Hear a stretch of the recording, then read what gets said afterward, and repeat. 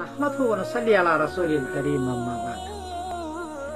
आज 15 अगस्त है और आज़ादगी की हिंदुस्तान की आज़ादगी का दिन है। कल 14 अगस्त था, पाकिस्तान की आज़ादगी का दिन था। बहुत सारे लोगों ने तबसरा किया कि हजरत मौलाना अशरफ अली थानवी रहमतुल्लाह अलैह पाकिस्तान के हामी थे और हजरत मौलाना हुसैन अहमद मदनी रहमतुल्लाह अलैह हिंदुस्तान बनने के हामी थे। तो हमारे बहुत सारे हजरात ने तायद की हजरत मौलाना अशरफ अली थानवी रहमतुल्लाह अलैह की, कुछ लोगों ने तायद की हजरत मौलाना हुसैन अहमद मदनी रहमतुल्लाह अलैह की, और कुछ हजरात ने थोड़ी तनकीस भी की, दोनों पर, कभी उस पर कभी इधर।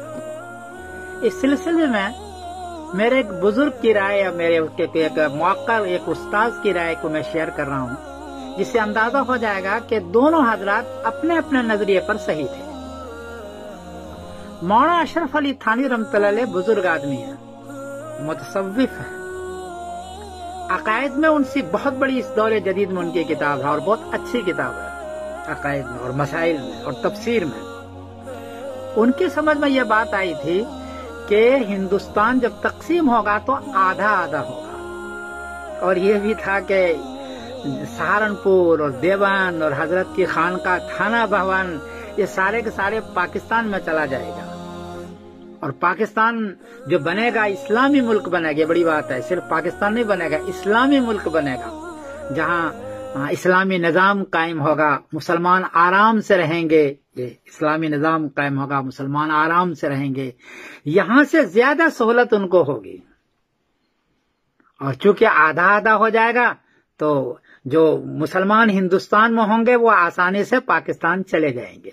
ये तीन चीज का उनको अंदाजा था कि इस्लामी हुकूमत होगी एक, आधा आधा हो जाएगा दो, और सारे लोग आसानी से पाकिस्तान चले जाएंगे और यहाँ से मुसलमान अच्छी जिंदगी गुजारेंगे। ये उनके दिमाग में था। बल्कि ये भी दिमाग में था कि देवबंद और सहारनपुर और हमारी खानका थाना भवन ये सारे उधर चले जाएंगे। इसकी वजह से उन्होंने तायद की थी। हुसैन अहमद मदनी रहमतुल्लाह अलैह को ये पता था कि ऐसा होने नहीं देगा, ये जो लोग ऊपर सियासी लोग हैं वो ऐसा नहीं होने देंगे, बल्कि सिर्फ 1/4 बल्कि उससे भी कम का हिस्सा पाकिस्तान को मिलेगा और 3/4 बल्कि उससे भी ज्यादा हिस्सा हिंदुस्तान को मिलेगा। देवबंद जैसी चीज, सहारनपुर जैसे मदरसे और हजरत की खानका ये हिंदुस्तान में रह जाएंगे, ये उनको अंदाजा था। और हिंदुस्तान में जो लोग रहेंगे उनका पाकिस्तान जाना बहुत मुश्किल होगा, लंबा सफर है, 1400 किलोमीटर का सफर होगा, तो लंबा सफर है। ये सारे अपने अपने जायदाद को, जमीन को, फैमिली को छोड़ करके वो कैसे पाकिस्तान शिफ्ट होंगे? एक बात, अगर शिफ्ट हो भी गए तो वहां इतनी जगह कहाँ है कि उनको मिलेगी? ये हजरत मौलाना हुसैन अहमद मदनी रहमतुल्लाह अलैह अपने सियासी फरासत के बिना पर उनको इसका अंदाजा था। फिर दूसरी बात यह थी कि पाकिस्तान जो बनेगा वो इस्लामी मुसलमान का मुल्क तो बनेगा, इस्लामी हुकूमत नहीं होगी। यहां से ज्यादा उनको सहूलत नहीं मिलेगी, यहां ज्यादा जमीन और मकानात उसको नहीं मिलेंगे, वहां इस्लामी नफाज नहीं होगा, बल्कि वो मुल्क भी ऐसे होगा जो वो उनके हालात भी वैसे होंगे जैसे और मुल्कों का होता है। ये हजरत मौलाना हुसैन अहमद मदनी रहमतुल्लाह के इसका अंदाजा था। तो 3/3 का अंदाजा था कि आधा आधा नहीं होगा, 1/4 से भी कम देंगे पाकिस्तान को, यहाँ के मुसलमान वहां जा नहीं सकेंगे। और मौलाना अशरफ अली थानवी जो सोच रहे हैं वो नहीं होगा, ये उनको था, सियासी वसीयत थी। इसलिए उन्होंने इसमें आफियत समझी कि हिंदुस्तान में ही रह करके हम इनकी तायद कर दें, ताकि जो मुसलमान हिंदुस्तान में रह जाएगा उनको कम से कम आफियत हो जाएगी। ये था दोनों का नजरिया। इसलिए मौलाना अशरफ अली मौलाना हुसैन अहमद मदनी ने इनकी तायद की। अफसोस की बात यह है कि मौलाना अशरफ अली थानवी की वफात 1943 में हो गई। उसके 4 साल के बाद 1947 में हिंदुस्तान आजाद हुआ और 2 टुकड़े हुए। तो 2 टुकड़े में वही हुआ जो हजरत मौलाना हुसैन अहमद मदनी फरमा रहे थे कि 1/3 से कम हिस्सा दिया गया, यहां से वहां तक जाना मुसलमानों के लिए मुश्किल हुआ। और जो पाकिस्तान बना वो भी वैसे ही हुआ जैसा कि आज तक वो चीख रहे हैं। کہ اسلامی حکومت ہماری نہیں، وہ چیخ رہے ہیں بھائی صاحب، ان کی حکومت وہی صحیح ہے جیسے اور ملکوں کی ہوتی ہے، اسلامی نفاذ وہاں نہیں ہے۔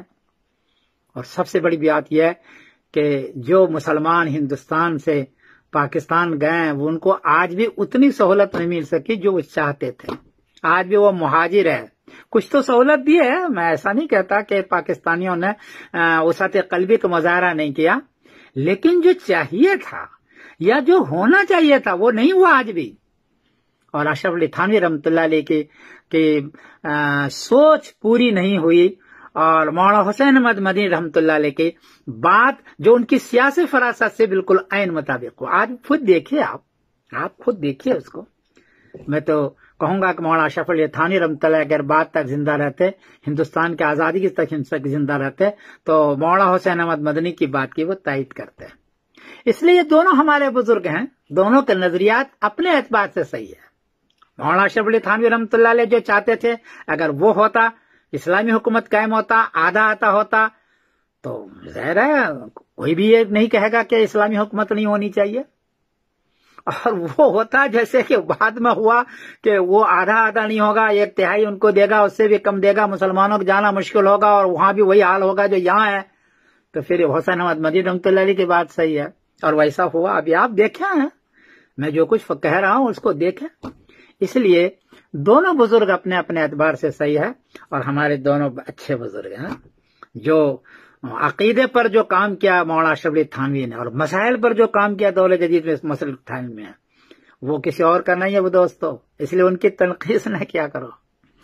اور سیاست میں مولانا حسین احمد مدنی نے جو کام کیا وہ کسی اور کا نہیں ہے، گاندھی کو ساتھ لیا، غیر مسلم کو ساتھ لیا، اور ایک محفوظ چیز قانون بنوایا امبیڈکر سے۔ ہندوستان کے اندر بہت بڑا کام کیا حسین احمد مدنی نے، اور پھر ان کا اخلاص، ان کی سنجیدگی، ان کی قربانیاں بلا نہیں سکتے ہم ہندی مسلمان نہیں بلا سکتے۔